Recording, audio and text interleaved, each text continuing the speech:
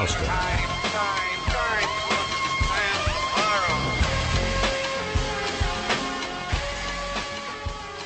South Coast. Welcome to Spooky South Coast. Tim Weisberg here.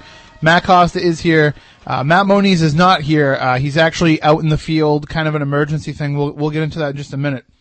Happy Halloween to everybody. It's our first time being on Halloween, and here we have breaking news. I know we had advertised all week long that our plan was to come in here, and we were going to share some spooky ghost stories, and I've got a folder like 2 inches thick with stories that we were going to tell on the air, but around 3 o'clock, we actually got a phone call from Matt. I got a phone call from Matt Moniz, saying that he had received a report from his friend Lucky down in New Jersey that there had been a major UFO sighting down there. And Moniz said, since, he was just going to tell one or two stories that we were going to do tonight, he asked if it was all right if he just left and went down there and tried to check out this UFO sighting. And so he went down there at like 3 o'clock. He left 3:30. I don't know exactly when he left, but he drove right down to New Jersey. And I think it takes him about 4 hours to get down there. So he's been down there for a little while. So he should know kind of what's going on. And we're going to connect with him in just a few minutes. We've been having trouble getting a hold of him. And a few of our other UFO related friends we've been trying to get a hold of. And it, whatever it seems to be that's going on, either it's got their attention so much that they're not able to get to their phones or their emails or what, but we're having trouble actually getting everybody on the same page. I spent, I don't know, when did I last talk to you, Matt? Like 5:30, 6 o'clock? Yeah, about that. And I spent like the last amount of time trying to find something on the internet about this, and there's nothing. I know I've been searching online too. I've been going to the New England MUFON website and everything, and there's nothing there. Not yet, anyway. There's nothing on Google News. I checked CNN.com. I even went to like the Coast to Coast AM website and different chat rooms to see if there's anything. And there's a few rumblings about it in different chat rooms and on message boards. But I really haven't been able to find much. A little bit later, we'll share some of the stuff. I did find something on online that we can share a little bit later on, because I don't know who this guy is. I'm not really familiar with him, so we have to ask Matt Moniz about it before I disseminate the information that he's giving, because I don't know if it's a trusted source. For all I know, it could be just somebody making something up. So we'll talk to Matt Moniz in a minute, and we'll find out from him if he knows if this guy. His name's Professor Pearson from Princeton University. So he's been posting some stuff up on his Twitter account. But again, it's unverified stuff. So we're going to wait, and we're going to find out from Matt Moniz if he knows anything about this guy, and if he's anybody. But basically, like I said, around 3 o'clock, major UFO sighting is all that I was told. Like I said, I've been unable to really connect with Matt Moniz. I'm hoping that we'll be able to get him on the phone. But for Moniz to kind of drop everything and run down there, it must be something pretty significant. Yeah, that's true. Usually he's pretty lazy about stuff. Yeah, I mean, usually he's like, I'll get all the reports. But I think it's serious enough that he thought that it was worth making the drive. And I know for one thing, he's kind of short on cash lately. Oh yeah, because he's been driving to Watertown, driving to this place, driving to that place. So he's been putting all of his money lately in the gas tank. So for him to fill up and drive down to New Jersey, it must be pretty serious. All right, well, why don't we see if we can get him on the phone? You got Moniz's number? Yep. All right, they just try and get him on the phone, and basically, as this news is breaking, we're going to try and go commercial free as much as we can, because we want to find out, everything that's going on, and if you know anything, if you hear anything, or if you want to call in and discuss, the numbers are 508-996-0500, 1-877-996-1420. That's the toll-free line. You can also email us, spookycrew@spookysouthcoast.com, and we're going to try and keep you up to date as much as we can. I know that we just heard the news coming into the top of the show, the network news, and they didn't have any mention of it. So that's the 10 o'clock news. So now we're going on, roughly 7 hours since this sighting first happened, and there's still nothing being said on the news. I wonder how many people are just nervous to talk about it, with it being Halloween and all. They're not taking it seriously or something. But like I said, for Moniz to get down in the car and drive right down, it must be something serious. So, all right, we're trying to get a hold of Matt Moniz right now. Were you able to get him? We're waiting to see here. He's definitely on the phone. Okay. So Sorry, he was just I don't know. He seemed excited, so he was just rifling off information, and I was like, "Whoa, you're not on the air. Save it for the air, yeah." So, all right. Well, if you're ready, let's bring him right up on the line. All right, Matt, is that you? Yeah, it's me. All right, and you're in New Jersey. That's all I know. Whereabouts in New Jersey are you? I am out. Lucky lives in a place not far from out here in New Jersey. He picked me up at Grover's Mills. Okay. And whereabouts was that? Like in the northern part of the state, right? That's where close to it. He lives in Nutleaf, which is not that far from there. So like I said, he had seen some of this stuff earlier about the lights and these things flying around, and one of these things is supposedly has been set down by the river. I can't get close enough to see it, but there is a lot of police activity, roads shut down. I've seen fire department go up and down the road about several times. Nobody knows what's going on. The official word is a plane. Okay, a plane? A plane. So like kind of something akin to when the plane touched down in the Hudson. Something like that. Something like that.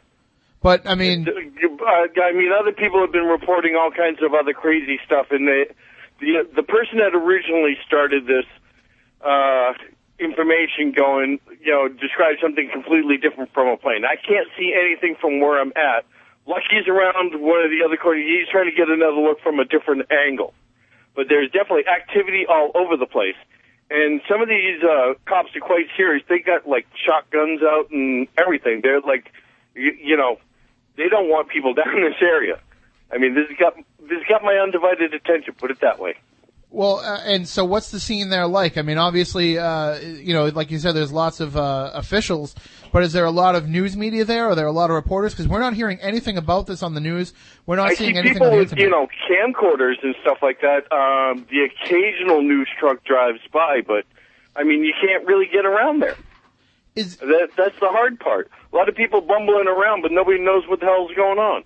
Is it possible, I mean, I know this has happened in other instances, that there are times that with matters of what could be national security, that when the media does come around, they're kind of embargoed and they're not allowed to release any information until they're cleared? Is that maybe a possibility of what's going on? That usually happens with military incidents or when the military has an accident or whatever. That also happens with certain other public safety issues, like it could be a potential, gas line that could explode. They don't want to cause panic and stuff like that. As you know, working in the media, there are various reasons why they can do a news blackout, but whether they are or aren't, I don't know. Like I said, I'm just trying to get down this certain roadway to the river area, and each time I go around, I keep getting thwarted. Huh. Well, there was some information that did come out, again, not from a trusted news source, but from an individual who claimed his name is Pearson, Professor Pearson of Princeton University, Richard Pearson of Princeton University, and he claims to be somebody who is a UFO scholar, and that he's been posting some information on his Twitter account, and I wanted to be able to read the Twitter information to the people because it is the only real news that's coming out about this, but I didn't want to do so unless we can kind of verify that he is indeed somebody who is in the UFO field and he's a trusted source. If he's just some crackpot out there throwing information out there, I don't want to start mixing signals. So, I mean, are you familiar with Richard Pearson of Princeton? The name sounds somewhat familiar, but it's not anybody I've personally met. But he's somebody that's within the circles of the UFO community. It sounds like one of the guys I think did a series of papers for the Journal, the MUFON Journal on stuff. I do remember Princeton being one of the colleges that was mentioned, so I can't say I know this guy for sure, but it's the name does somewhat ring a bell. Well, that's probably close enough that we could at least share the information with the caveat that, it's not somebody that we know personally and it's not somebody that we've spoken to. I know Matt Costa is now trying to get to that Twitter account, and it looks like it's been kind of shut down. Is that what's going on, or? It looks like it was up, but all the posts that he put up are no longer there. Huh. So there's there's an account, but there's no posts? Yeah. Because there was something like 300 posts today. It seems like it's, I don't know, it seems like it's suspended. It's there, but you can't you sign up to be a follower, you can't. Huh. So I don't know. Well, why don't you just keep looking and see if you can find, maybe somebody on one of the message boards or something has recorded, what he was posting. And then, just see if you can print me out a copy and I'll read them on the air, because I can't see the computer from where I'm at. So Matt, why don't we, do you want to hang on the line while we try to connect with Lucky? I know you said he's somewhat nearby, but, he's probably I know he's on the other side, because there's a bridge that you got to go down and go across to get, and they were, whether they got that bridge closed down, I don't know. Give them a try. All right. I'm going to stay right here at the gas station where I'm at, because it's warm. All right. Well, if you want to hang on the line, we'll try and put you both on at the same time.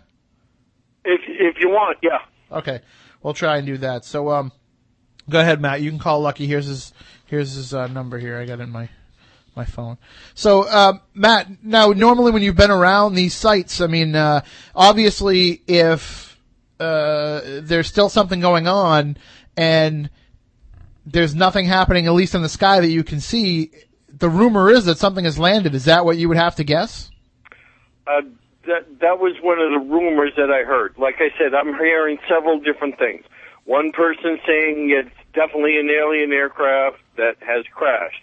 Another person saying it's definitely an alien aircraft that has set down. I've got some people saying that it's a military aircraft that has crashed and that it was carrying, it was basically, a hot bird. It was carrying nuclear ordnance, and that's why everybody's being kept out, because, they don't want a case of what's called a broken arrow. Yeah.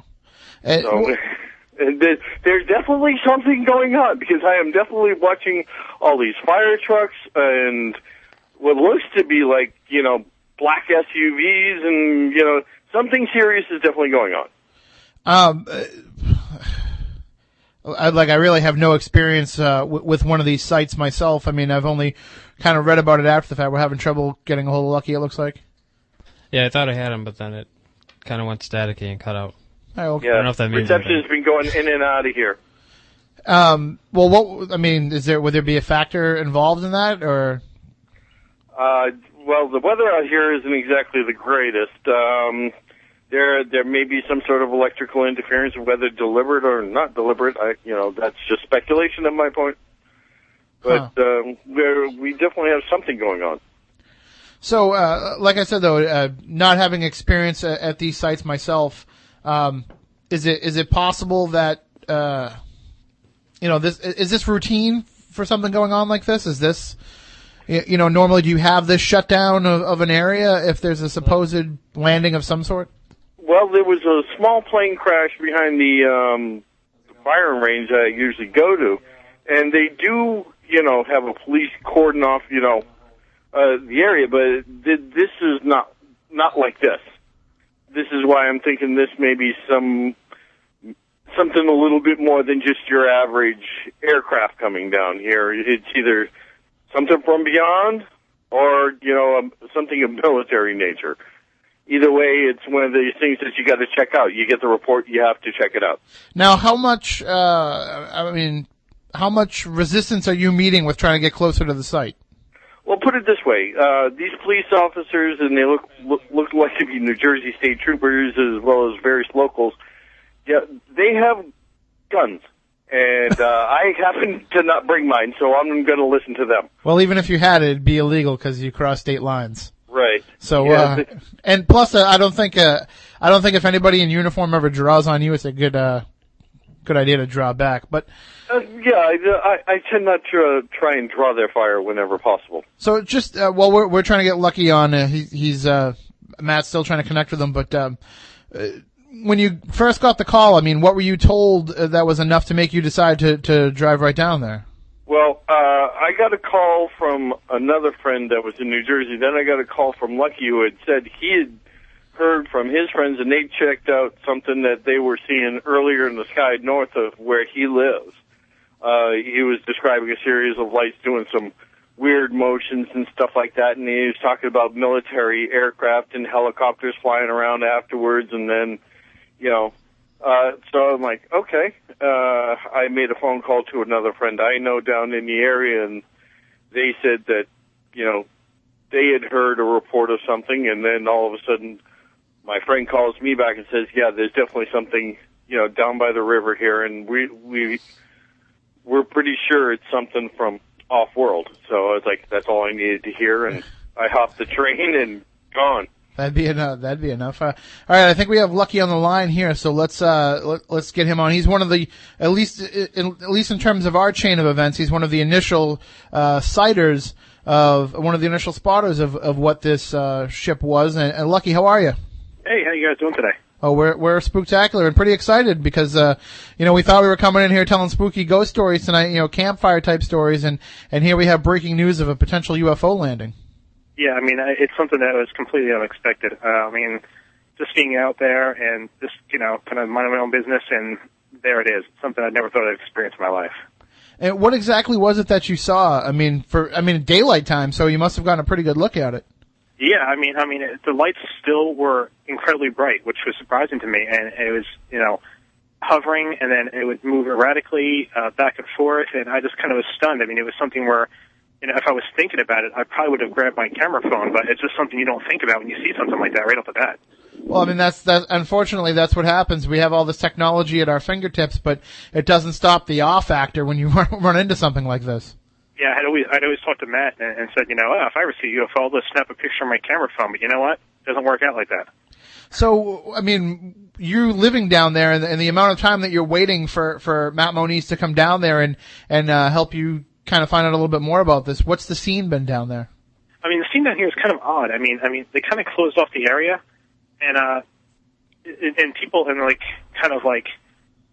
outfits, kind of radiation outfits, darker colored and black vans, and they kind of have a very hush down here. And I even tried to go over and see what's going on, and I'm kind of afraid to even mention that I saw something. Huh. Well, that's the one good thing is we always use your nickname here on the show, so exactly. We're not giving your actual name. But you said that they're wearing some sort of radiation suit, like a hazmat suit? Yeah, more like a hazmat suit. It's strange. It's something that's not like your normal hazmat you'd get from the normal town to pull up with red lights on. It's more of just a regular truck, black van type thing. So basically, it's starting to look like the end of E.T. out there. Yeah, exactly. I was just I'm waiting for the little bubble room to come out or something like that. But it's really tightly closed off too, so I can't even get to the site too well. Bringing Matt in, I'm sure he can swingle his way around more than I can. Well, normally I would say, get in there at any means by any means possible. But if they have guns and they're wearing some sort of protective suit, it's probably something you don't want to get near. Guns are an odd thing for hazmat people. I also thought I was just why would people have guns for hazmat? And yeah, from normally, what I saw, I think they know what was here. Normally, you would associate somebody wearing those type of suits as being like a cleanup crew or something on the scientific end, maybe CDC, not people that would normally be armed. What's strange is there's really there's nothing really here to show that there was something, in the area except for eyewitnesses as far as I can see from here. Well, we thank you definitely for reporting this, and definitely if anything else happens, if you happen to get closer or you find anything out, give us a call back. But otherwise, just make sure that you stay safe. Spooky will be the first people I call. Excellent. All right. Thank you very much. Thanks a lot, guys. And happy Halloween. Hey, happy Halloween to you guys too. All right. Bye-bye. All right, Matt, we're gonna try and connect with Peter Robbins, a UFO expert and a very frequent contributor to the show. Do you want to stay on the line while we try to get a hold of him, or? Yeah, you can go for it. Right now, like I said, I'm just looking out the window, watching traffic go back and forth. And we're gonna try and pull it off here. Matt's gonna try and make the phone call. I think you're gonna hang this up. Can you hang that? You think you can hang that up with me still on there, right? We're learning on the fly. This is not something that we've normally had to do where usually we take a break and we get people on the phone. But we're kind of going on the fly. And I've just gotten a text now too, from Chris Balzano, who says that he's got something that he wants to share with us too. He wants to let us know, I'm trying to read it here. Well, he's got some information coming out of Florida about this. So this is going beyond just New Jersey. So we'll call him in just a minute because I want to get Peter on the phone and see what he's hearing, being a little bit more inside the UFO community. But in the meantime, Matt, we were able to get some of these tweets from Professor Richard Pearson of Princeton University. Basically, he's kind of describing the same thing, reports of multiple lights in odd patterns, performing odd maneuvers. Which is interesting because being daytime, you would think that whatever is attached to those lights you'd be able to see. You know, if it's an airplane and it's airplane lights, you'd be able to see more than that. You'd see the airplane behind them, but at least in Professor Pearson's account, it's just the lights performing these maneuvers. Also, not uncommon. I mean, you get many UFO reports cited of just the lights itself, especially even during broad daylight. So this is not new. Well, and it also says too here that he was he was contacted through an organization, and he says specifically not MUFON, not government. So I don't know what that means, but he's saying that there's some sort of entity, some sort of body that contacted him and got him involved in it. And the last few tweets that they say, I mean, again, it's more of the same kind of thing that you're describing of it's being segregated off, being cut off. But in the last few tweets that he's describing, he's saying that him and a group of others have been sequestered inside the site, and that they've taken cell phones from everybody, but that he's using his to tweet. It says that he told them that he didn't have a cell phone, and basically was able to hold on to it that way by telling them that he didn't carry one. And now he's using it to tweet, and he says here, for historical record, in the event that none of those at the site make it out alive. So that sounds like it's something pretty serious if this Princeton professor is worried that him and the others that are trapped inside won't make it out alive. That is freaky. All right, so that's from Professor Richard Pearson of Princeton University. And now on the line we have Peter Robbins, who you know normally for the Bentwaters case, but I guess he's all over this case. So let's bring him on up. And Matt, again, if being there at the site, if anything goes on, if anything happens, feel free to just jump in with any kind of update. You got it. All right, Peter, how are you? Thanks for joining us here. What's the date? I'm sorry? Are you there, Peter? Yeah, I am. Okay, what do you know about this sighting? What have you been hearing? Just that there have been sightings in the Massachusetts area, parts of New England, and have very scattershot information. I was hoping that you could fill me in a bit. Well, apparently, Matt, why don't you tell them what the sightings are, at least from down your neck of the woods, Matt Moniz? Yeah, it was in New Jersey that they had something come down right by a river's edge, and that it's supposed to be still there. They got the area all cordoned off. Lucky and I are hanging out outside the area, but they've got troopers and cops and. Can you see anything from where you are, Matt? Even like a glow or something? Nothing that I wouldn't determine as being street lights off in the distance. Sure. No, very unnerving because obviously this would be cause for serious concern. It's not, a sighting. It doesn't sound like it has the earmarks of an abduction kind of aspect unless things continue to develop. I am concerned. This sounds more like overt, we are here, and what are you going to do about it? Well, I mean, Peter, if it's one thing that we definitely know that you can be kind of an authority on, it's how the military would react to a sighting from your work on the Bentwaters case. And from what Matt Moniz is saying, and from what Lucky was reporting, they basically shut down this area. And now we're hearing that this Professor Richard Pearson of Princeton and others have been sequestered within the site. Mm. And there seems to be kind of an embargo on any news coming out of it. I mean, is that almost status quo for a sighting of this magnitude, or? I would have to say from my studies and experience and research on that particular case that you mentioned, the set pattern is there is no set pattern.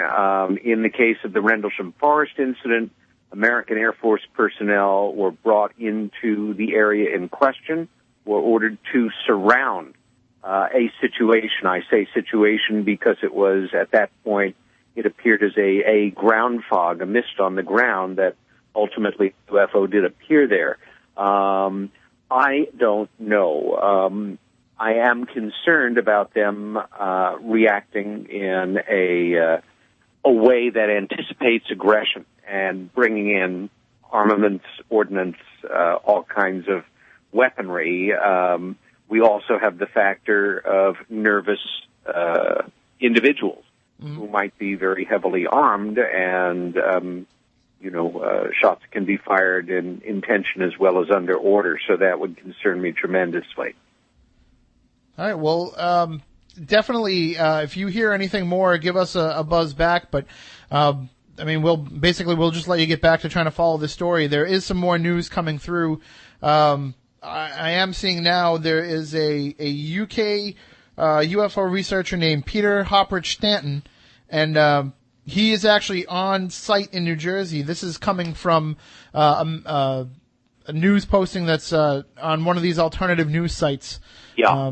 I don't know if I want to give them a plug just yet, but the news report is there, and this fellow, this Peter Hopperich Stanton, is saying that actually there's nothing going on, that this is actually some sort of drill, and then somebody else makes the point, the comments under the story, they make the point of what's a UK researcher doing in New Jersey if this just happened today?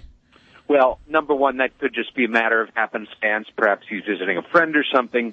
It is intriguing. I look forward to hearing that interview.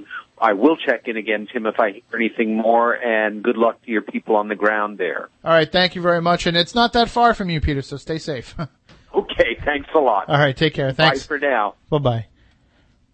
All right, well, that's Peter Robbins, who you know from his work, the book Left at Eastgate, and Matt Moniz, definitely one of your longtime associates within the field, and thankfully through you we've been able to keep in touch with him so we can bring him in on something like this. And it's kind of interesting when you get the chance to tell a UFO researcher something that's kind of breaking news. I didn't even get a chance to call him there earlier. I mean, I've been so engrossed in dealing with this. When I went to New York, I didn't even stop in to say hi to Bud. It was like, get out at the Penn station, Lucky picked me up, and we drove right out.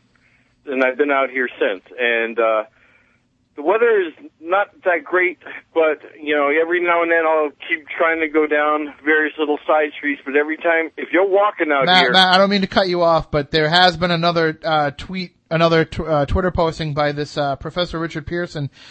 He says that there actually is a ship. He's saying that he clearly can see a ship, and there is the exiting of beings.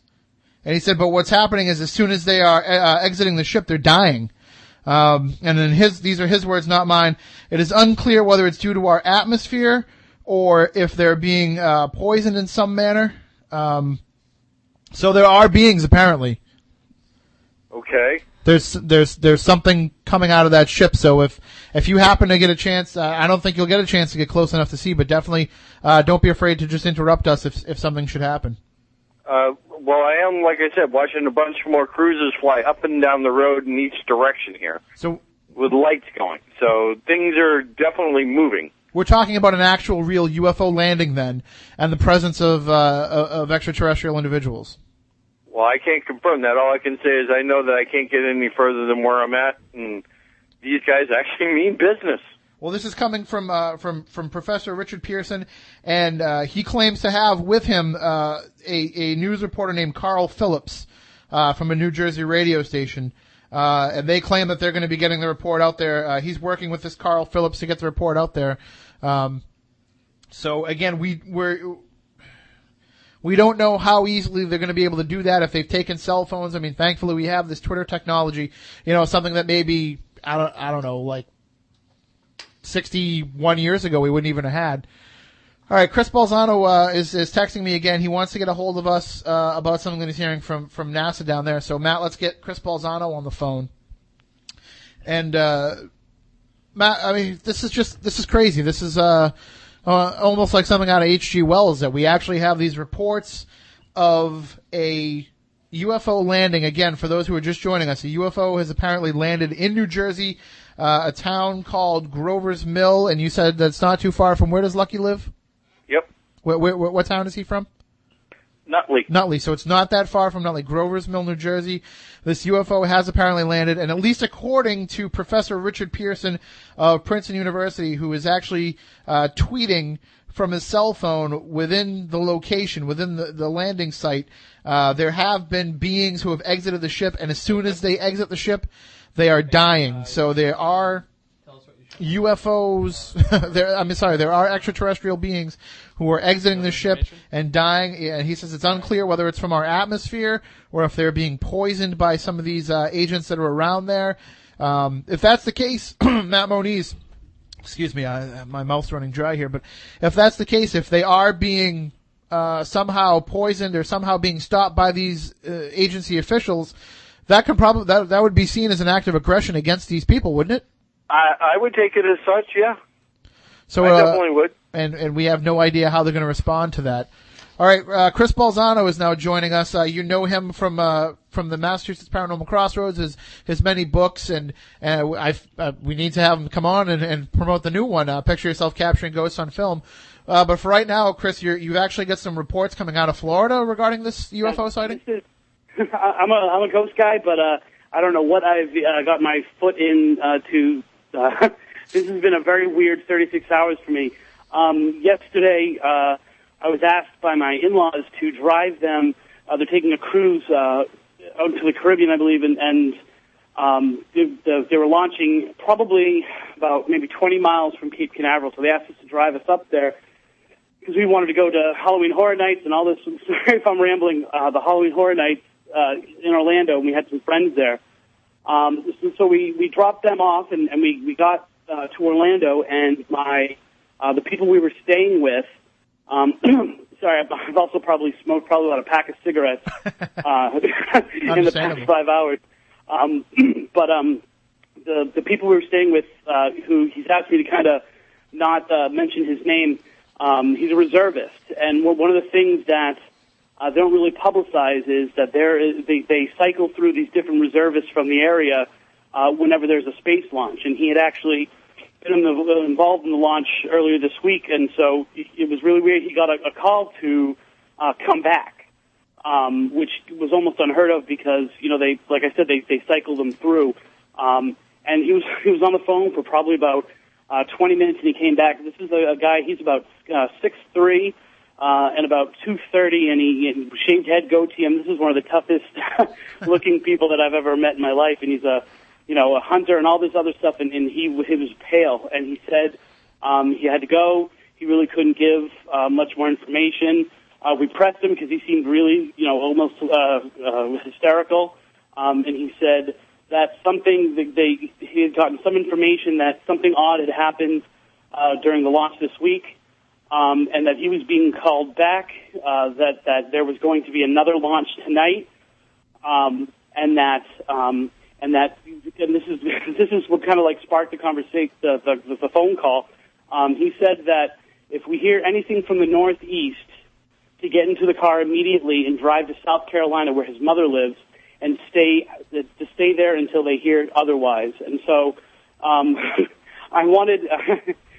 For me, I wanted to take my son to a space launch because how often do you actually get to see a shuttle launch? We hit the road to go there. It's probably about an hour and a half, hour and 45 minutes from Orlando to the Cape. So probably about maybe 30 miles before we reached it, we were turned around. There was a roadblock. They were turning cars around. It was very odd because the other lane of traffic, the traffic going back west towards Orlando, was all military vehicles coming this way. So there were cars going east towards there. We got kind of caught in a jam, but then the line of cars going back west were all military that actually split the highway, and so the turnaround was, basically the eastbound road was turned into a one-way highway each way, and then the west side was all military. And these were, by military I meant, I don't know much about the military, big green vehicles, the kind that they use to carry a lot of soldiers. like you see in the movies and such. Like so the open back kind of things, yeah. Right, I actually was able to make contact with a group out of Cocoa who studies UFOs, and I kind of told them this information. They had kind of a back road in there, and so I was able to kind of hook up with them, and I'm probably right now about 5 miles from Cape Canaveral. And I can see the launch site. I can see that there is, the lights are all on. There's a space, like a shuttle. Uh-huh. It's not like any shuttle I've ever seen. Like I've watched the space launches. This does not look like your typical shuttle. It looks something like out of a science fiction magazine. To be quite honest with you, I'm actually on the beach right now, so. The notes of kind of what I'm being told, I'm reading by the moonlight and by kind of the lights that are giving off, what I'm seeing, which is really kind of making me nervous, is that there are probably about 17 now, because like 3 more have joined in since I kind of first did my count, and they look like, to me, what look like military helicopters, like Tomahawk helicopters. Mm-hmm. And they're surrounding the actual launch site, which, I've never heard of, a helicopter launch, their security, but I've never heard of actual helicopters in the air kind of hovering around. They're probably, I can't tell distance because I'm probably, like I said, 5, 6, 7, 10, maybe 10 miles away from the site. I'm looking up at them.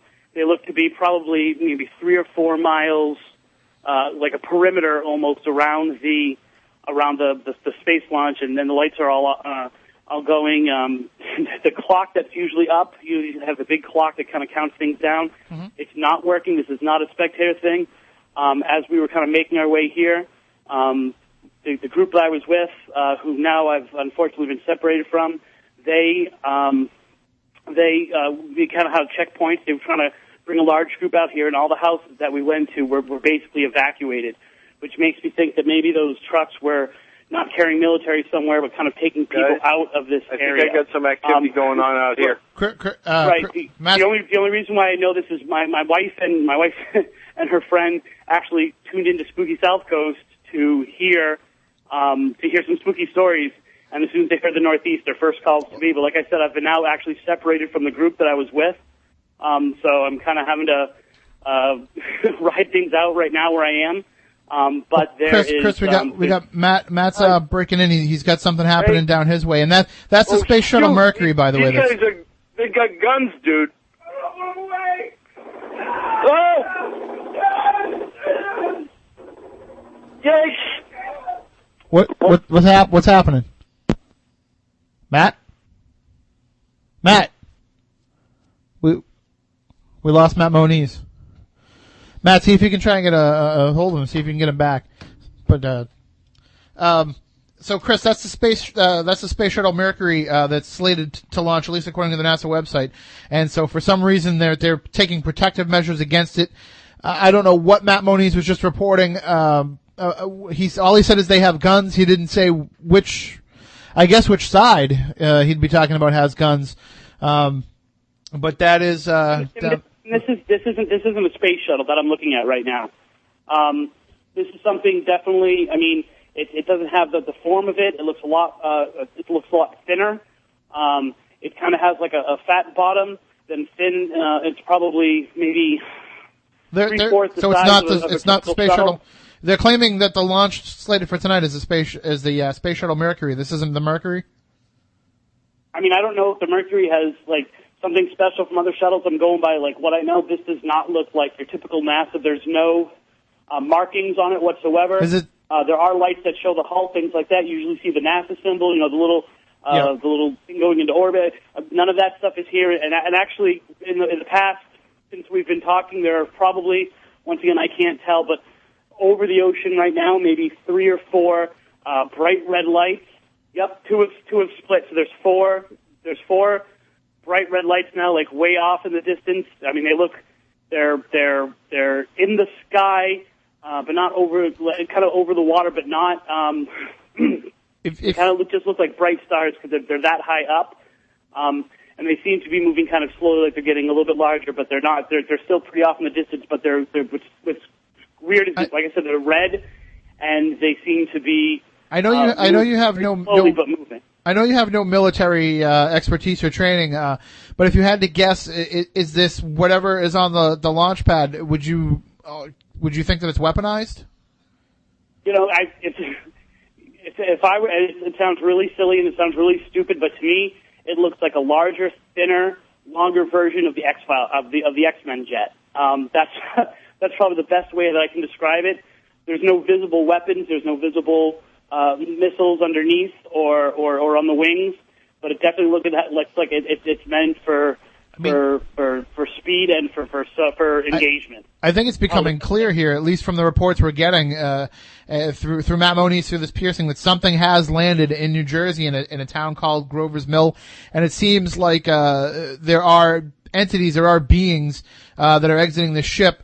The initial reports, at least from this Pearson, is that who's tweeting from the site, is that these beings were coming out of the ship and dying, and now it seems like there might be some sort of escalation in activity. Chris, we thank you for joining us here.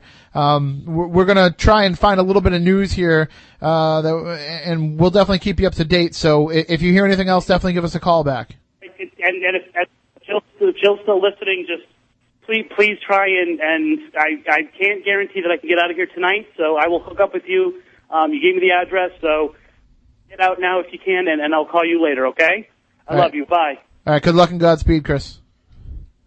All right, that is Chris Balzano calling in from, it's strange, just a series, almost like a series of coincidences that Chris would be able to get involved into this. And as he said, being a ghost guy, he's not usually involved in the UFO community, but he was kind of backdoored into this sighting. So I don't know where to go with this. I don't know. I'm worried about Matt Moniz because his phone keeps going to voicemail. So I don't know what that. Let's just hope that the worst case scenario is he's now been taken in with his site, and maybe he'll be able to connect with this Richard Pearson of Princeton, and the news reporter Carl Phillips.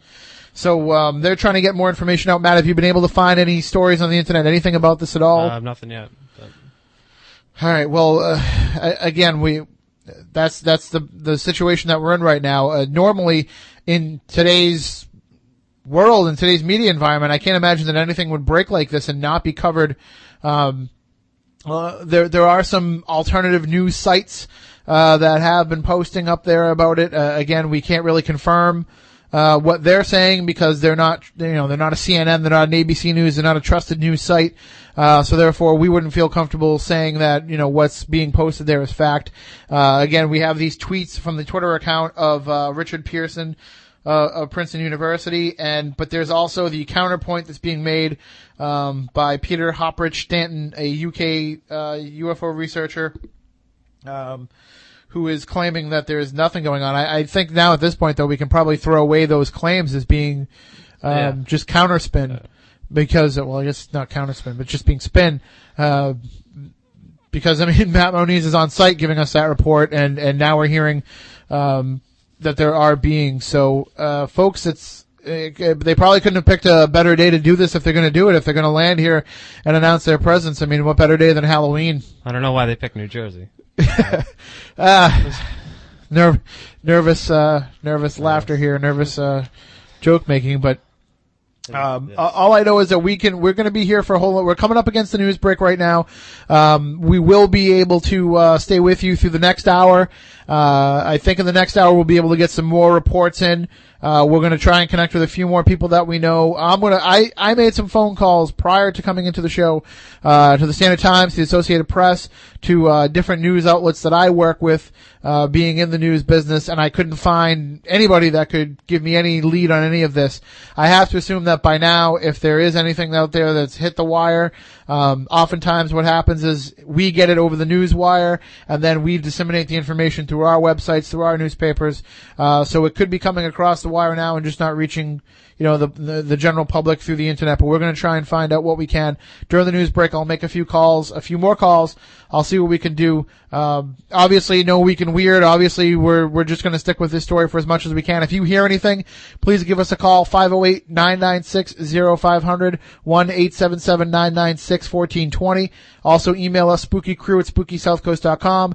We'll try to call Pete Braley, who is the program director here at WBSM. We'll see if we can stay with this, at least as long as we keep getting information, and we'll stay on the air here through the night.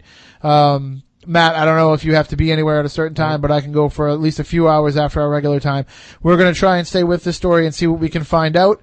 And then if anything does break, we'll be sure to let you know, as soon as it does. And then, there's some people outside. Matt, those guys, I'm going to go talk to them. Okay. The guy, there's basically a dark car is pulled. All right, they're motioning for me. All right, I'll be right back. Matt, just hold on. All right. This is odd. I don't really know what to say, but I guess I'll give you a play-by-play. Tim's going outside. Let me move the mic closer to the window so I can get a good view. He's out there. There's two men in dark suits. He's talking to them next to their the vehicle, which is it's black with looks like government plates. I don't know. I'm not sure what they're talking about. They're just kind of. Tim's motioning. What? He wants to cut it? Hold on. What was all that about? We have to go. We have to take a break. Just take a break. We can't. Go to commercial. We don't have any commercials. We have to take a break. Do something. Run bumpers or something. We have to go. They're coming in, so take a break, please. Well, we'll be back here on Spooky South Coast. WBSM News Talk 1420. WBSM News Talk 1420. WBSM News Talk 1420. The Columbia Broadcasting System and its affiliated stations present Orson Welles and the Mercury Theater on the Air in The War of the Worlds by H.G. Wells.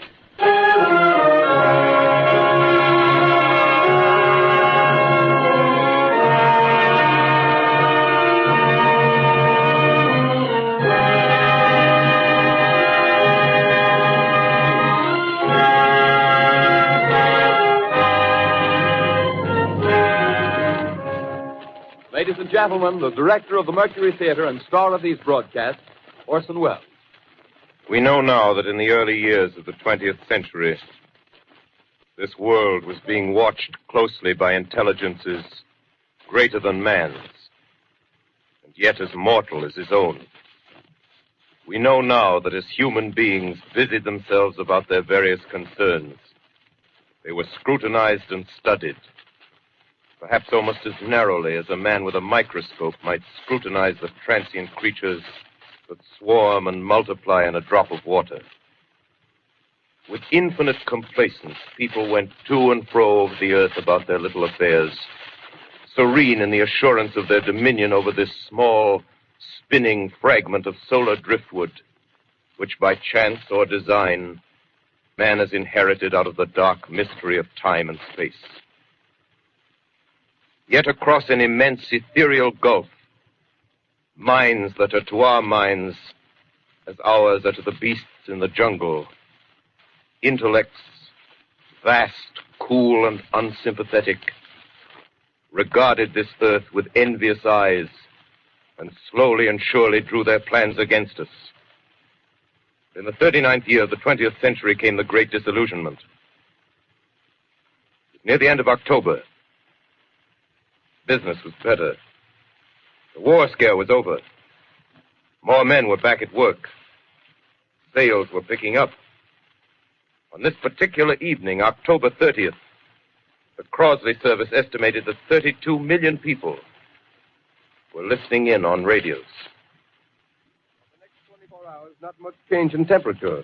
A slight atmospheric disturbance of undetermined origin is reported over Nova Scotia, causing a low-pressure area to move down rather rapidly over the northeastern states, bringing a forecast of rain accompanied by winds of light gale force.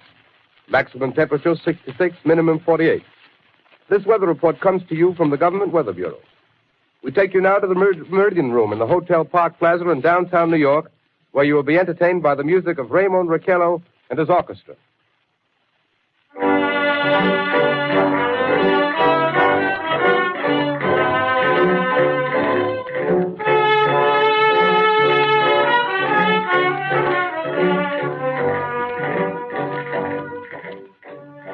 Good evening, ladies and gentlemen. From the Meridian Room in the Park Plaza Hotel in New York City, we bring you the music of Raymond Raquello and his orchestra.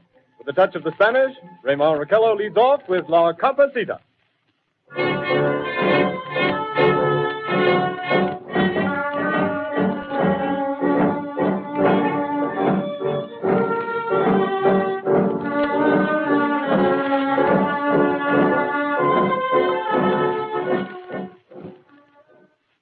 Ladies and gentlemen, we interrupt our program of dance music to bring you a special bulletin from the Intercontinental Radio News.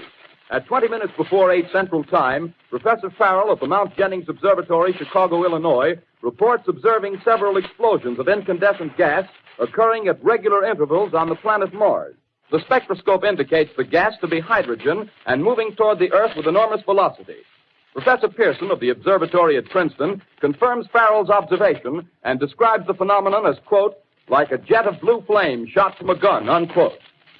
We now return you to the music of Raymond Raquello, playing for you in the Meridian Room of the Park Plaza Hotel, situated in downtown New York.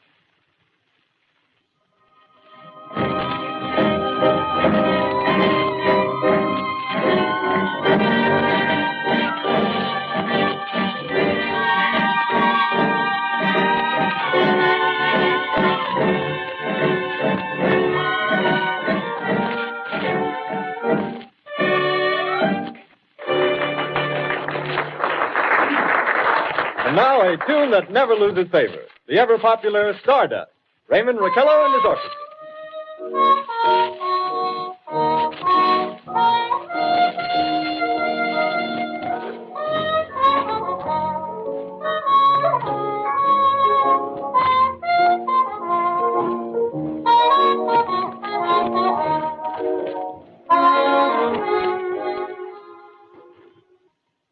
Ladies and gentlemen, following on the news given in our bulletin a moment ago, the Government Meteorological Bureau has requested the large observatories of the country to keep an astronomical watch on any further disturbances occurring on the planet Mars.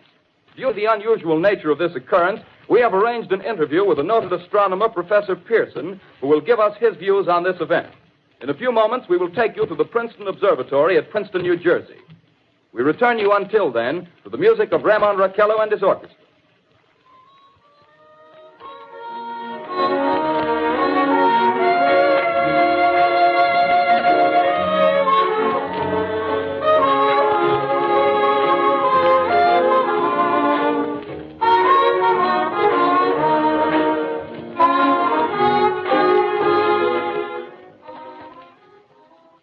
We are ready now to take you to the Princeton Observatory at Princeton, where Carl Phillips, our commentator, will interview Professor Richard Pearson, famous astronomer.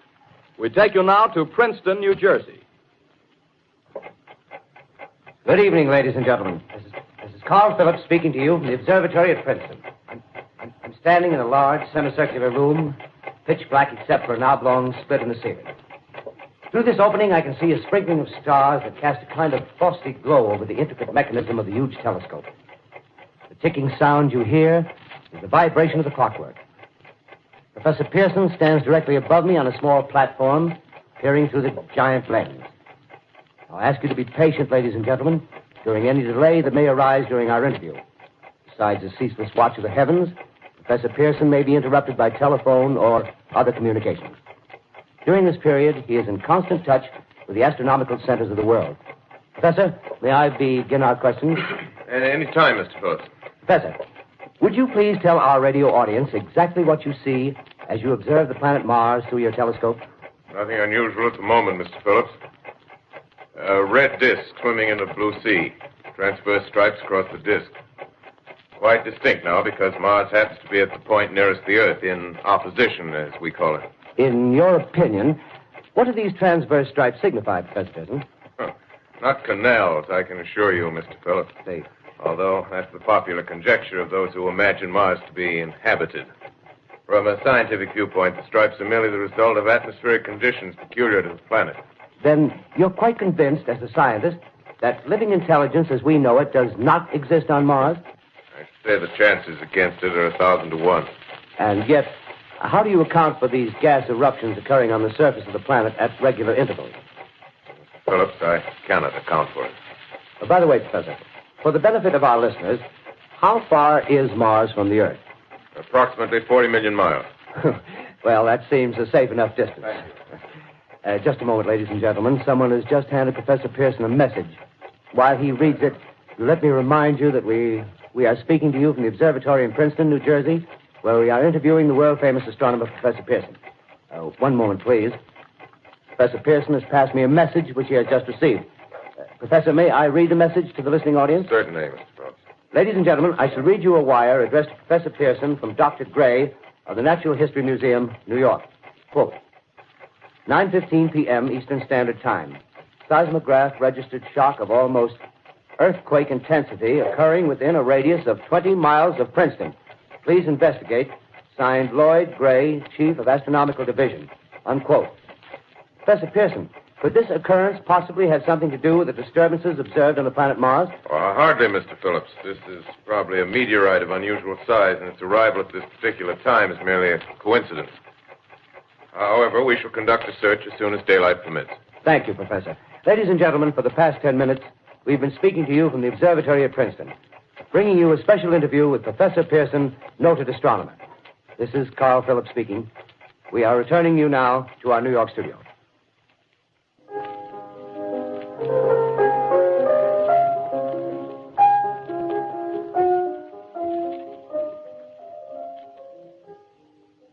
Ladies and gentlemen, here is the latest bulletin from the Intercontinental Radio News. Toronto, Canada. Professor Morse of Macmillan University reports observing a total of 3 explosions on the planet Mars between the hours of 7:45 p.m. and 9:20 p.m. Eastern Standard Time. This confirms earlier reports received from American observatories. Now, nearer home, comes a special bulletin from Trenton, New Jersey. It is reported that at 8:50 p.m., a huge flaming object, believed to be a meteorite, fell on a farm in the neighborhood of Grover's Mill, New Jersey, 22 miles from Trenton. The flash in the sky was visible within a radius of several hundred miles, and the noise of the impact was heard as far north as Elizabeth. We have dispatched a special mobile unit to the scene, and we'll have our commentator, Carl Phillips, give you a word picture of the scene as soon as he can reach there from Princeton. In the meantime, we take you to the Hotel Martinet in Brooklyn, where Bobby Millett and his orchestra are offering a program of dance music.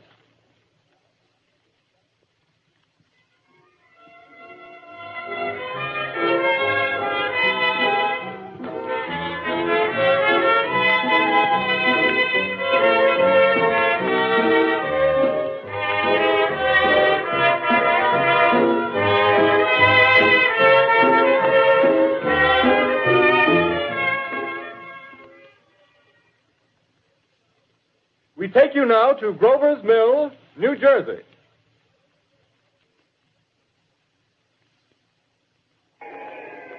Ladies and gentlemen, this is Carl Phillips again, out at the Wilmot Farm, Grover's Mill, New Jersey.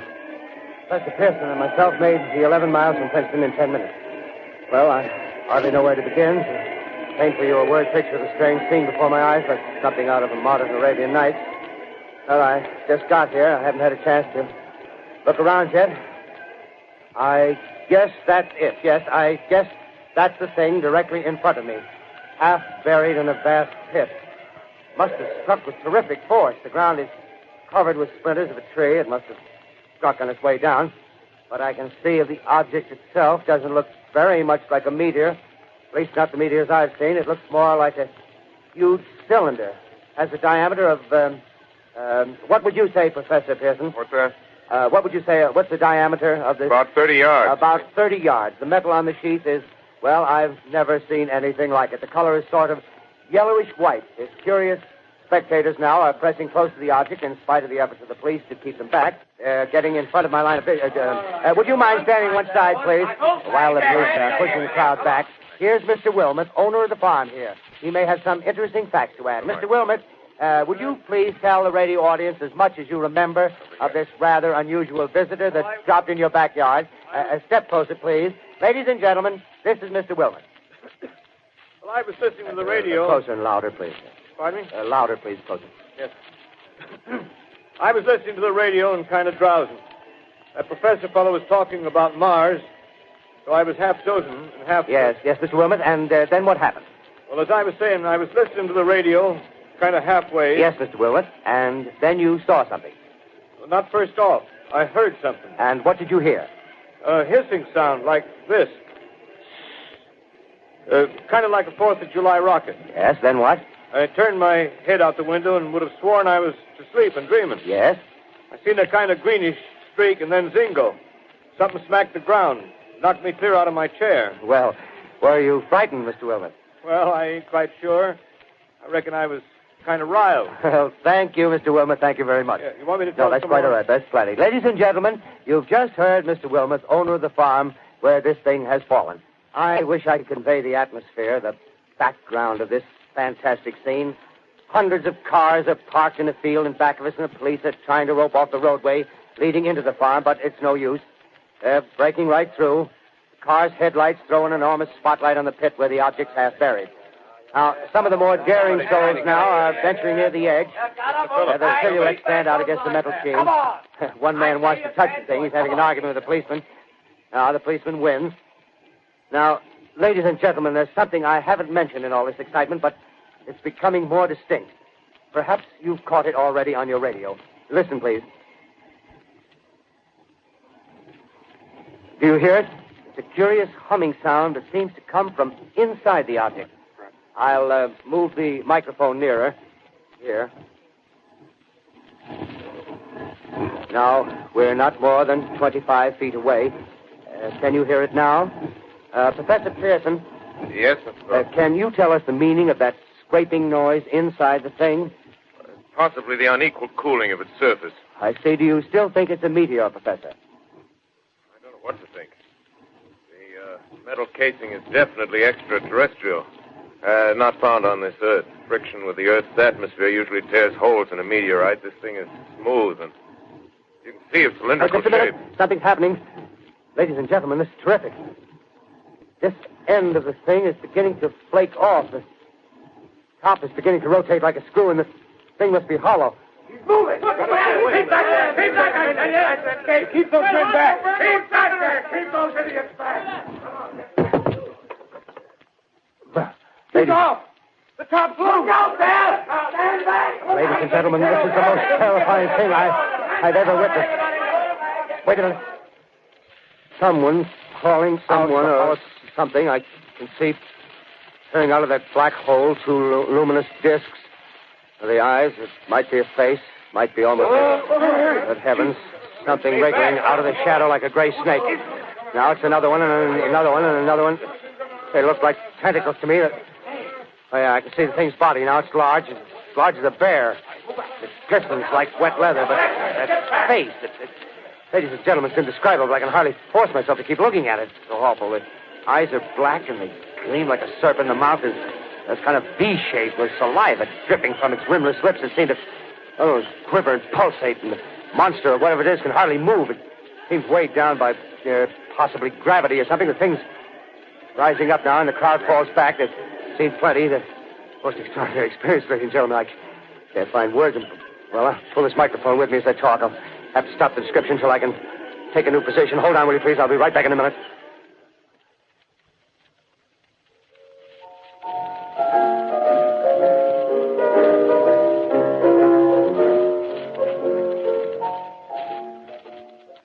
We are bringing you an eyewitness account of what's happening on the Wilmuth Farm, Grover's Mill, New Jersey.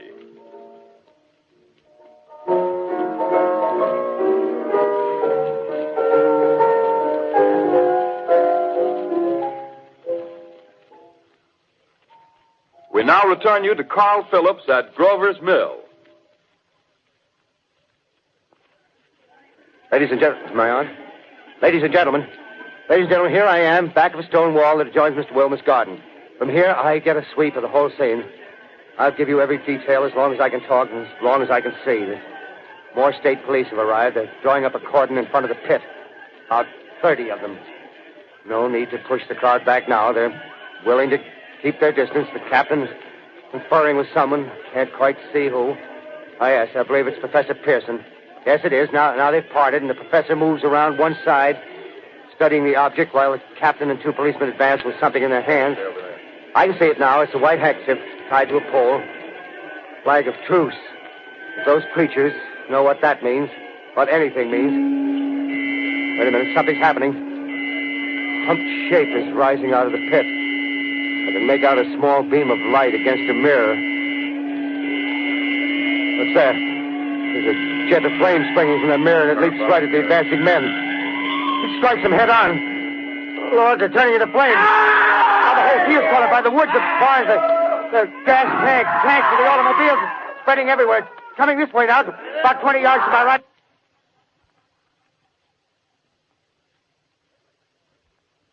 Ladies and gentlemen, due to circumstances beyond our control, we are unable to continue the broadcast from Grover's Mill. Evidently, there's some difficulty with our field transmission. However, we will return to that point at the earliest opportunity. In the meantime, we have a late bulletin from San Diego, California.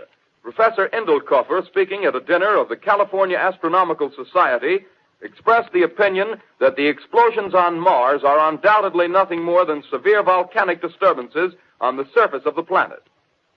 We continue now with our piano interlude.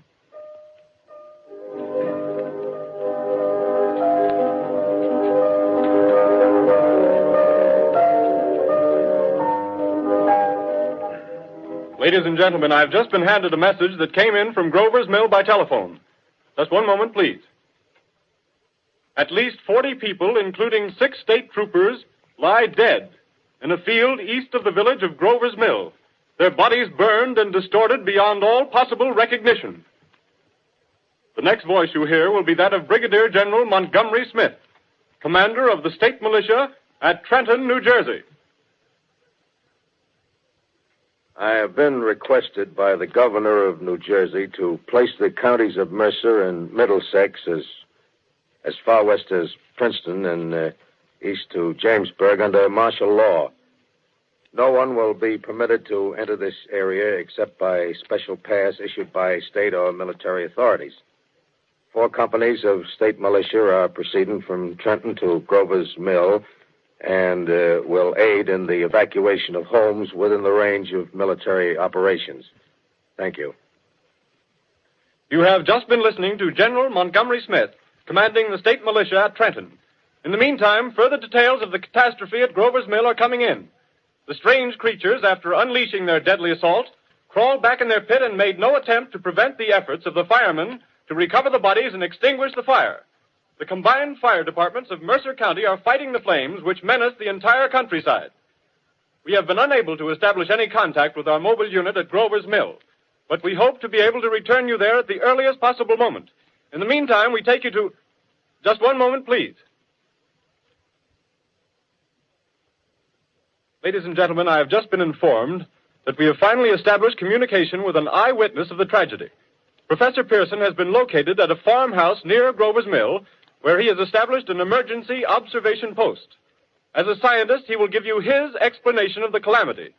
The next voice you hear will be that of Professor Pearson, brought to you by direct wire. Professor Pearson. Of the creatures in the rocket cylinder at Grover's Mill, I can give you no authoritative information, either as to their nature, their origin, or their purposes here on Earth. Of their destructive instrument, I might venture some conjectural explanation. For want of a better term, I shall refer to the mysterious weapon as a heat ray. It's all too evident that these creatures have scientific knowledge far in advance of our own. It's my guess that in some way they are able to generate an intense heat in a chamber of practically absolute non-conductivity. This intense heat they project in a parallel beam against any object they choose by means of a polished parabolic mirror of unknown composition, much as the mirror of a lighthouse projects a beam of light. That is my conjecture of the origin of the heat ray. Thank you, Professor Pearson. Ladies and gentlemen, here is a bulletin from Trenton. It is a brief statement informing us that the charred body of Carl Phillips has been identified in a Trenton hospital. Now, here's another bulletin from Washington, D.C.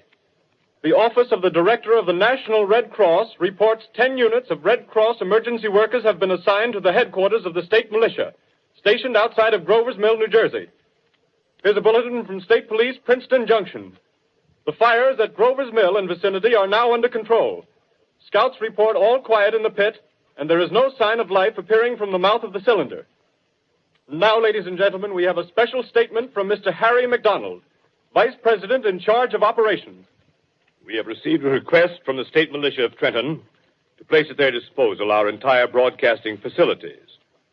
In view of the gravity of the situation, and believing that radio has a responsibility to serve in the public interest at all times, we are turning over our facilities to the State Militia at Trenton. We take you now to the field headquarters of the state militia near Grover's Mill, New Jersey. This is Captain Lansing of the Signal Corps, attached to the state militia, now engaged in military operations in the vicinity of Grover's Mill. Situation arising from the reported presence of certain individuals of unidentified nature is now under complete control. The cylindrical object, which lies in a pit directly below our position, surrounded on all sides by 8 battalions of infantry, without heavy field pieces, but adequately armed with rifles and machine guns. All cause for alarm, if such cause ever existed, is now entirely unjustified. Things, whatever they are, do not even venture to poke their heads above the pit. I can see their hiding place plainly in the glare of the searchlights here. With all their reported resources, these creatures can scarcely stand up against heavy machine gun fire. Anyway, it's an interesting outing for the troops. I can make out their khaki uniforms crossing back and forth in front of the lights. Looks almost like a real war. There appears to be some slight smoke in the woods bordering the Millstone River. Probably fire started by campers. Well, we ought to see some action soon. One of the companies is deploying on the left flank. A quick thrust and it'll all be over. Now, wait a minute. I see something on top of the cylinder. No, it's nothing but a shadow. Now the troops are on the edge of the Wilmot Farm. 7,000 armed men closing in on an old metal tube. A tub, rather. Well, wait, that wasn't a shadow. It's something moving. Solid metal, kind of a shield-like affair rising up out of the cylinder. It's going higher and higher. What? It's standing on legs, actually rearing up on a sort of metal framework. Now it's reaching above the trees and the searchlights are on it. Hold on.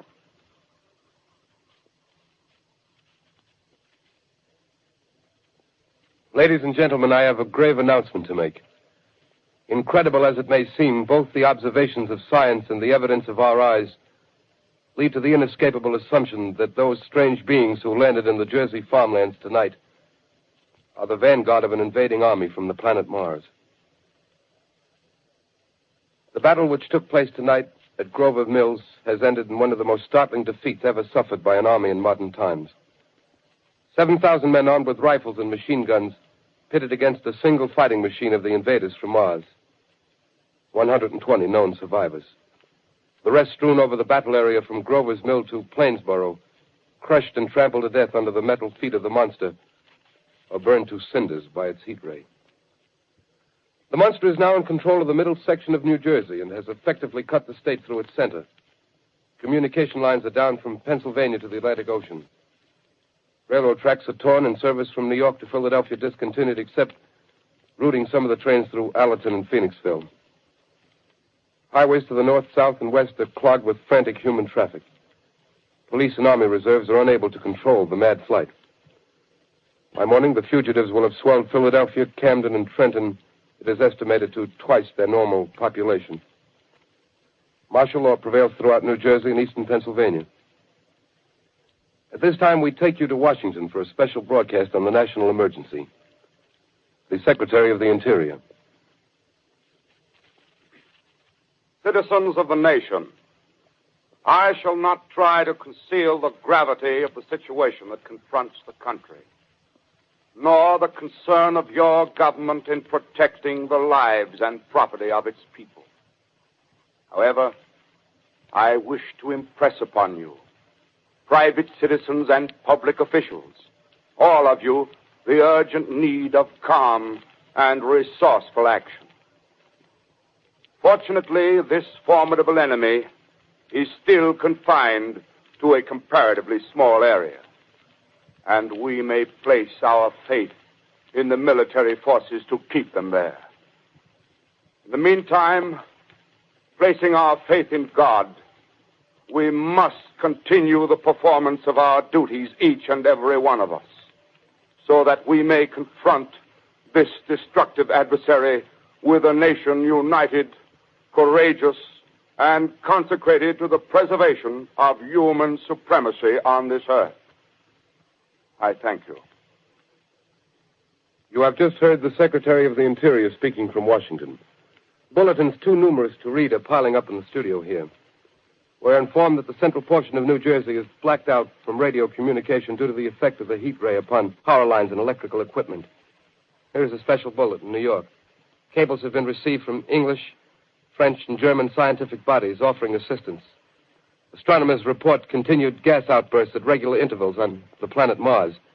The majority voiced the opinion that the enemy will be reinforced by additional rocket machines. There have been several attempts made to locate Professor Pearson of Princeton, who has observed Martians at close range. It is feared he was lost in the recent battle. Langham Field, Virginia. Scouting planes report 3 Martian machines visible above treetops, moving north toward Somerville with population fleeing ahead of them. The heat ray is not in use, although advancing at express train speed, invaders pick their way carefully. They seem to be making a conscious effort to avoid destruction of cities and countryside. However, they stop to uproot power lines, bridges, and railroad tracks. Their apparent objective is to crush resistance, paralyze communication, and disorganize human society. Here is a bulletin from Basking Ridge, New Jersey. Coon hunters have stumbled on a second cylinder similar to the first, embedded in the Great Swamp 20 miles south of Morristown. Army field pieces are proceeding from Newark to blow up the second invading unit before the cylinder can be opened and the fighting machine rigged. They are taking up a position in the foothills of Watchung Mountains. Another bulletin from Langham Field, Virginia. Scouting planes report enemy machines, now 3 in number, increasing speed northward, kicking over houses and trees in their evident haste to form a conjunction with their allies south of Morristown. Machines also sighted by telephone operator east of Middlesex within 10 miles of Plainfield. Here's a bulletin from Winston Field, Long Island. A fleet of Army bombers carrying heavy explosive flying north in pursuit of enemy. Scouting planes act as guides. They keep the speeding enemy in sight. Just a moment, please, ladies and gentlemen. We've run special wires to the artillery line and adjacent villages to give you direct reports in the zone of the advancing enemy. First, we take you to the battery of the 22nd Field Artillery, located in the Watchung Mountains. Range 32 meters. 32 meters. Direction 39 degrees. 39 degrees. Fire. 140 yards to the right, sir. Ship range 31 meters. 31 meters. Projection 37 degrees. 37 degrees. Fire.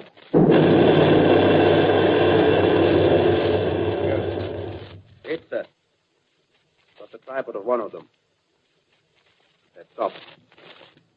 The others are trying to repair it. Quick, get the range. Shift 30 meters. 30 meters. Projection 27 degrees. 27 degrees. Fire.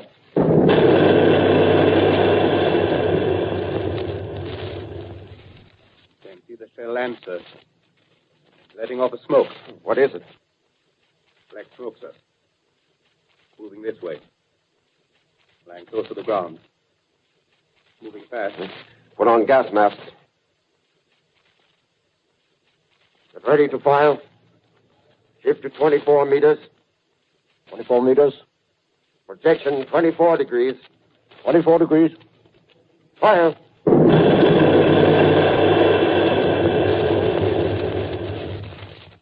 Still can't see, sir. Smoke's coming nearer. Get the range. 30 feet. Meters. 23 meters. 23 meters. Protect 22. Please, 22. Please.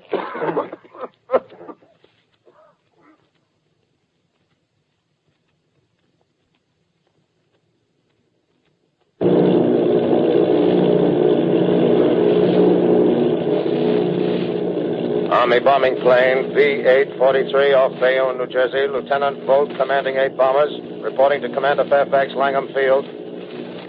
This is Vogt reporting to Commander Fairfax, Langham Field. Enemy tripod machines now in sight. Reinforced by 3 machines from the Morristown cylinder. 6 altogether. 1 machine partially crippled. Believed hit by shell from Army gun in Watchung Mountains. Guns now appear silent. A heavy black fog hanging close to the earth of extreme density, nature unknown. No sign of heat ray. Enemy now turns east, crossing Passaic River into the Jersey marshes. Another straddles the Pulaski Skyway. Evident objective is New York City. They're pushing down a high-tension power station. Machines are close together now, and we're ready to attack. Planes circling, ready to strike.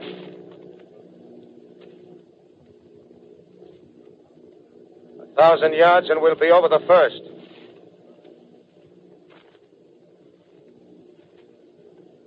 $800 yards.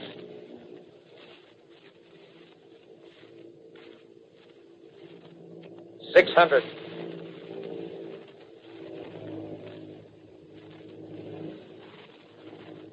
$400.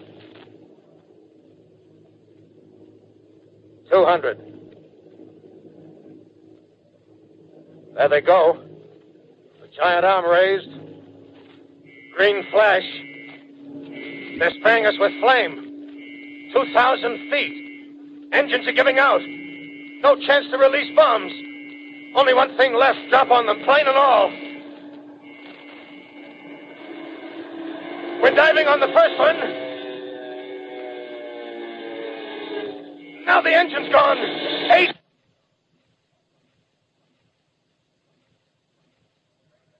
This is Bayonne, New Jersey, calling Langham Field. This is Bayonne, New Jersey, calling Langham Field. Come in, please. This is Langham Field. Go ahead. 8 Army bombers in engagement with enemy tripod machines over Jersey Flats. Engines incapacitated by heat ray. All crashed. 1 enemy machine destroyed. Enemy now discharging heavy black smoke in direction of... This is Newark, New Jersey. This is Newark, New Jersey. Warning. Poisonous black smoke pouring in from Jersey marshes. Reaches South Street. Gas masks useless. Urge population to move into open spaces. Automobiles use routes 7, 23, 24. Avoid congested areas. Smoke now spreading over Raymond Boulevard.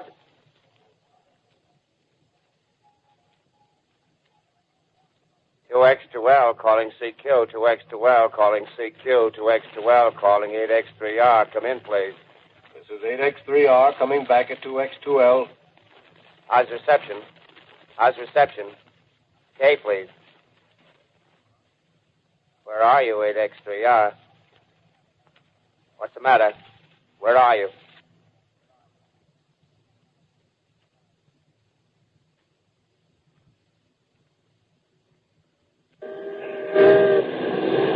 I'm speaking from the roof of Broadcasting Building. I'm speaking from the roof of Broadcasting Building, New York City. The bells you hear are ringing to warn the people to evacuate the city as the Martians approach.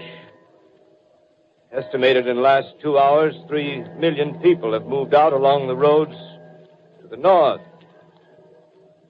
Hutchison River Parkway still kept open for motor traffic. Avoid bridges to Long Island, hopelessly jammed. All communication with Jersey Shore closed 10 minutes ago. No more defenses. Our army is wiped out. Artillery, Air Force, everything wiped out. may be the last broadcast. We'll stay here to the end. People are holding service here below us in the cathedral. Now I look down the harbor, all manner of boats, overloaded with fleeing population pulling out from docks. Streets are all jammed. Noise and crowds like New Year's Eve in city. Wait a minute.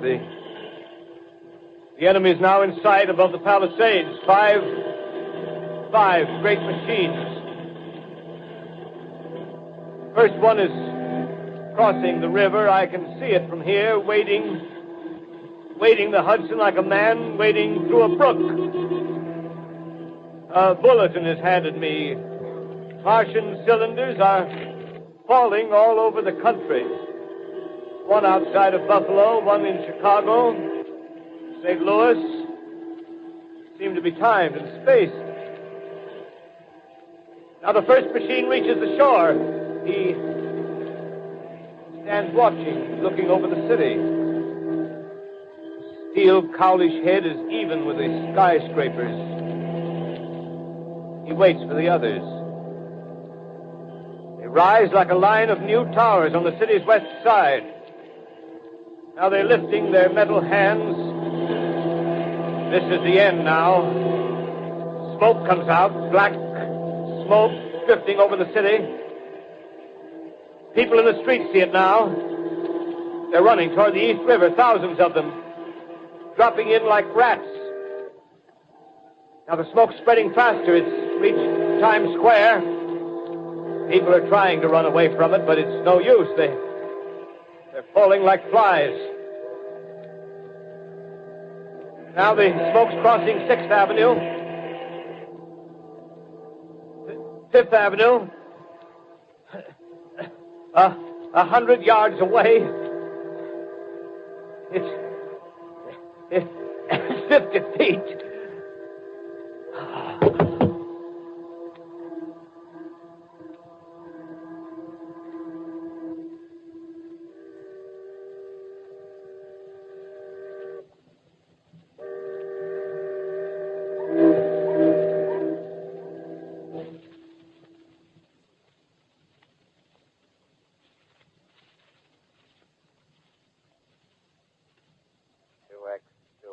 Calling CQ. 2X2L calling CQ. 2X2L calling CQ, New York. Is there anyone on the air? Is there anyone on the air? Isn't there anyone? 2X2L.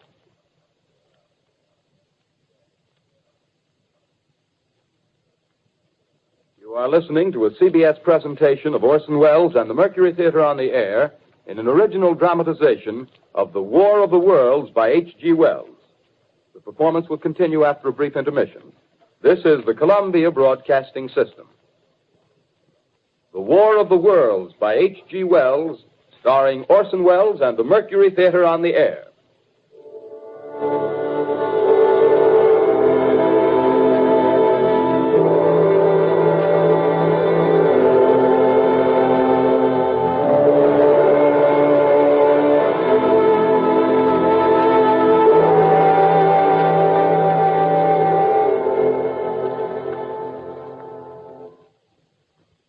I set down these notes on paper. I'm obsessed by the thought that I may be the last living man on Earth.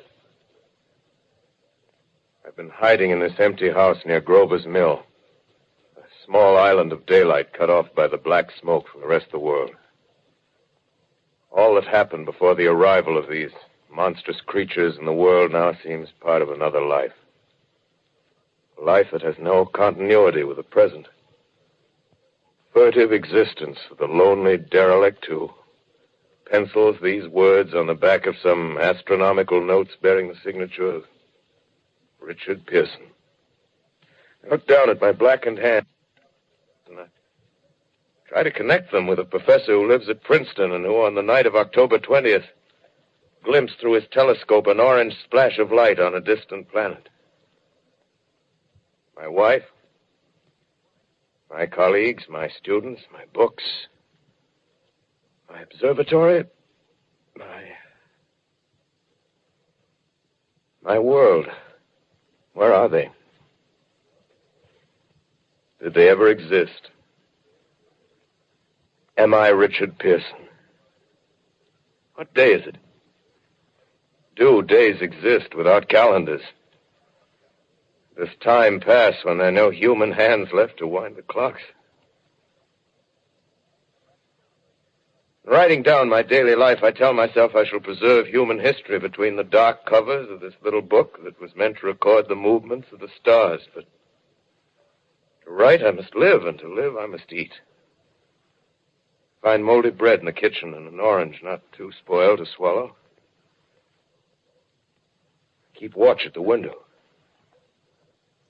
Time to time, I catch sight of a Martian above the black smoke.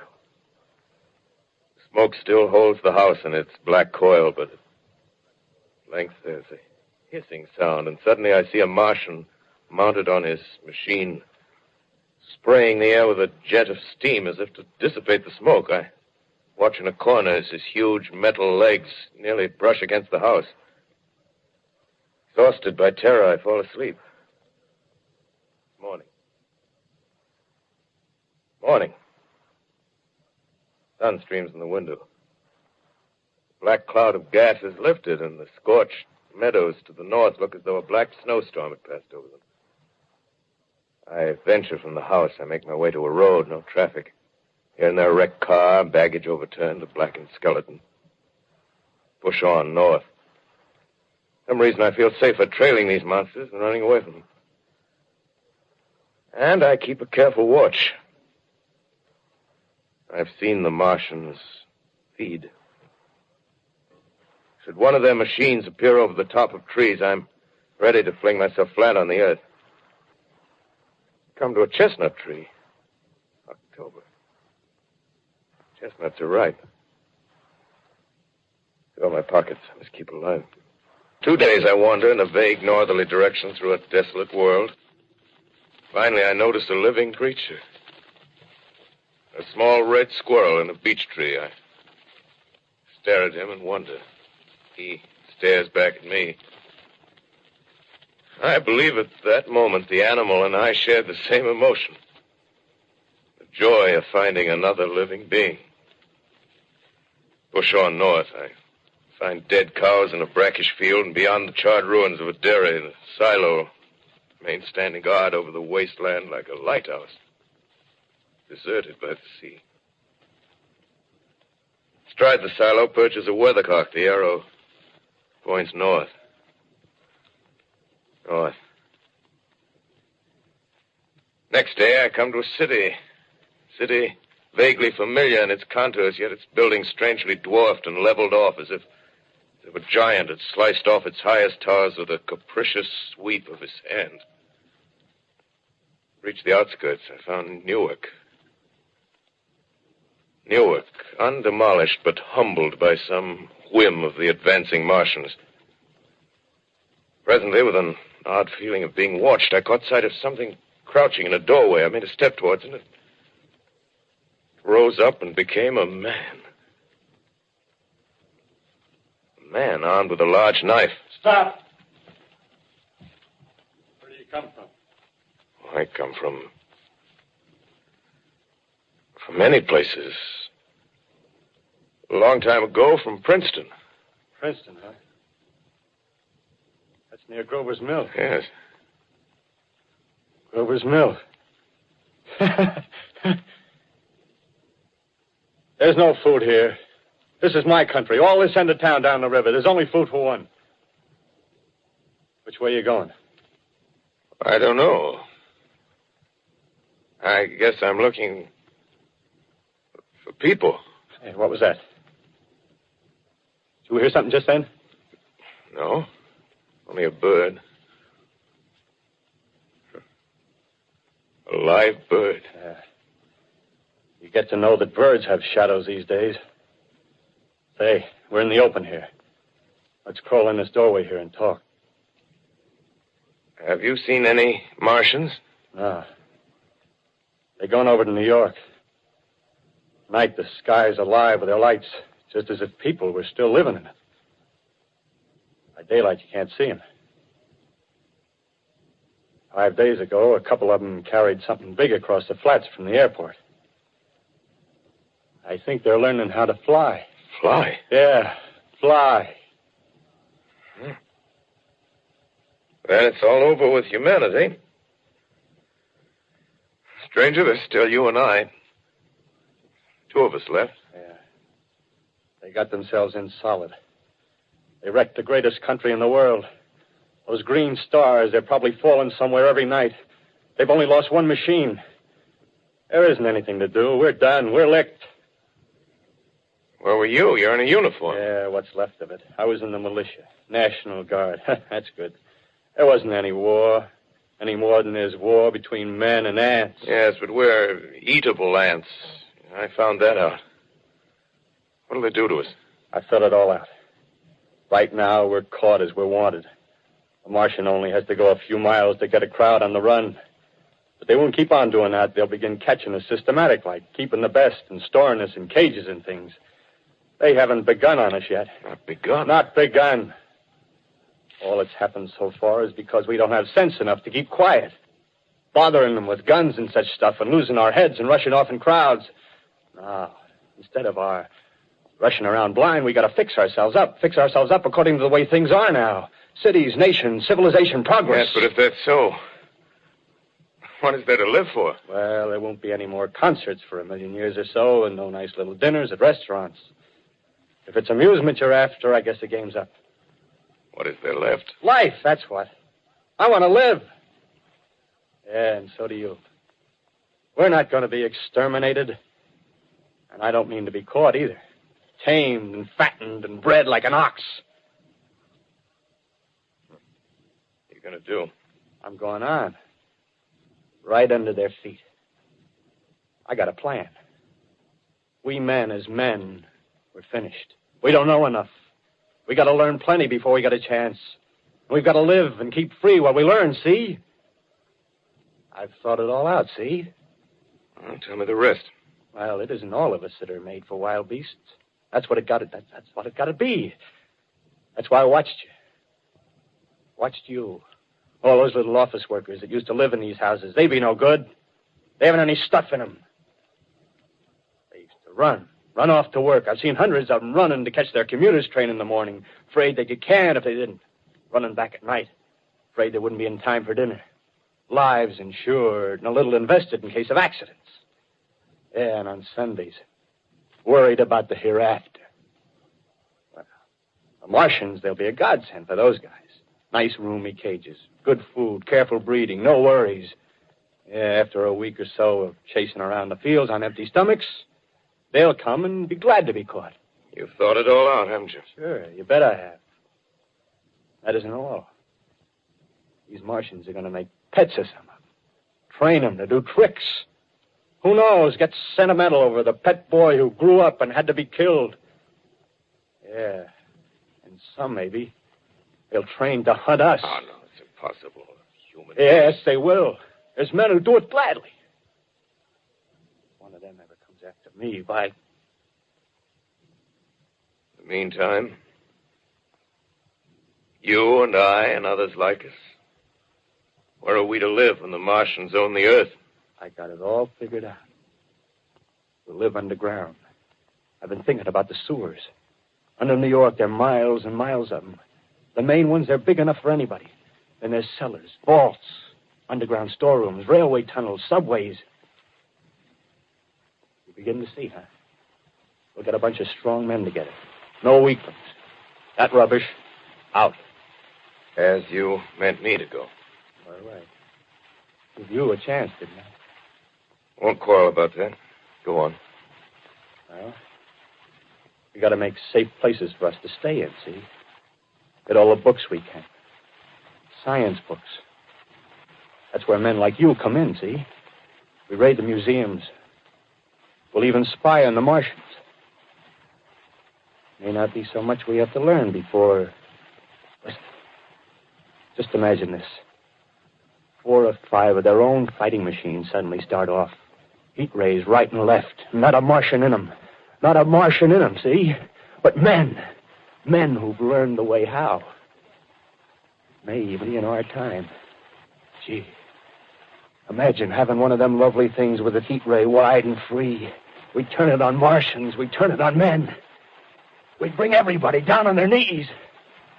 That's your plan. Yeah. You. Me. A few more of us. We'd own the world. I see. Hey. Hey, what's the matter? Where are you going? Not to your world. Bye, stranger. Well, after parting with the artilleryman, I came at last to the Holland Tunnel, entered that silent tube, anxious to know the fate of the great city on the other side of the Hudson. Cautiously, I came out of the tunnel and made my way up Canal Street. Reached 14th Street, and there again were black powder and several bodies and an evil, ominous smell from the gratings of the cellars of some of the houses. I wandered up through the 30s and 40s, stood alone on Times Square, caught sight of a lean dog running down 7th Avenue with a piece of dark brown meat in his jaws and a pack of starving mongrels at his heels. Made a wide circle around me as though he feared I might prove a fresh competitor. Walked up Broadway in the direction of that strange powder, past silent shop windows, displaying their mute wares to empty sidewalks. Past the Capitol Theater, silent, dark. Past a shooting gallery where a row of empty guns faced an arrested line of wooden ducks. Near Columbus Circle, I noticed models of 1939 motor cars in the showrooms facing empty streets. Over the top of the General Motors building, I watched a flock of black birds circling in the sky. Hurried on. Suddenly, I caught sight of the hood of a Martian machine, standing somewhere in Central Park, gleaming in the late afternoon sun. An insane idea. I rushed recklessly across Columbus Circle and into the park.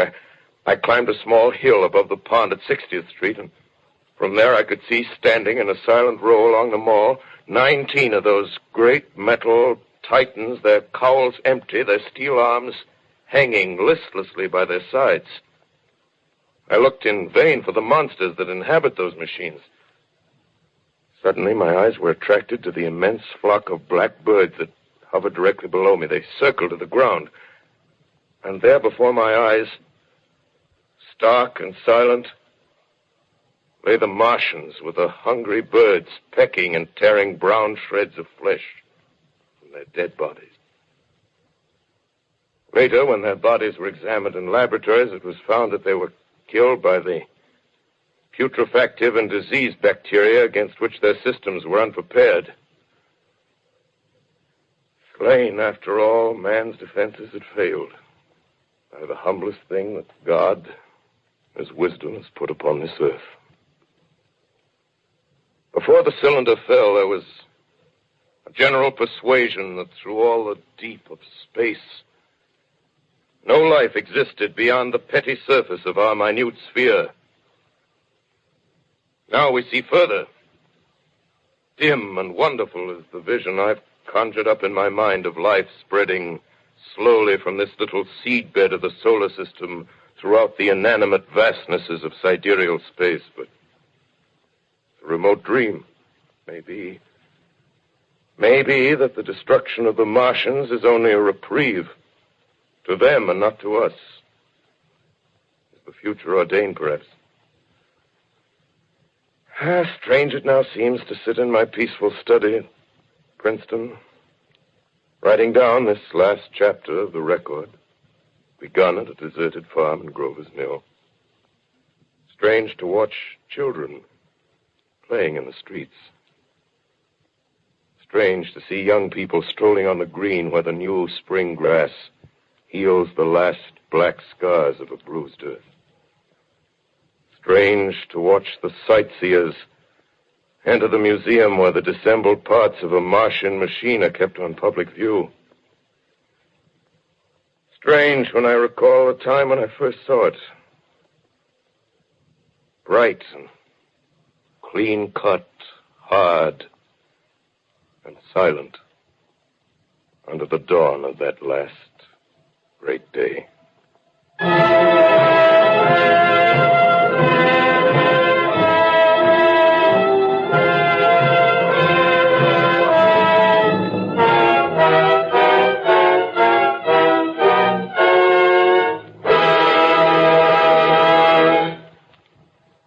This is Orson Welles, ladies and gentlemen. Out of character, to assure you that the War of the Worlds has no further significance than as the holiday offering it was intended to be. The Mercury Theater's own radio version of dressing up in a sheet and jumping out of a bush and saying boo. Starting now, we couldn't soap all your windows and steal all your garden gates by tomorrow night, so we did the best next thing. We annihilated the world before your very ears and utterly destroyed the CBS.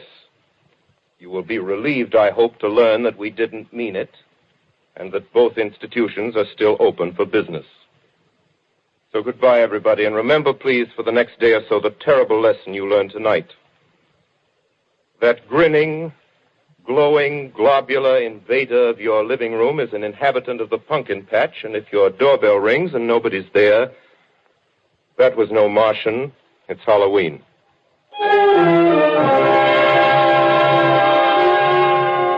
Tonight, the Columbia Broadcasting System and its affiliated stations coast to coast has brought you The War of the Worlds by H.G. Wells, the 17th in its weekly series of dramatic broadcasts featuring Orson Welles and the Mercury Theater on the air.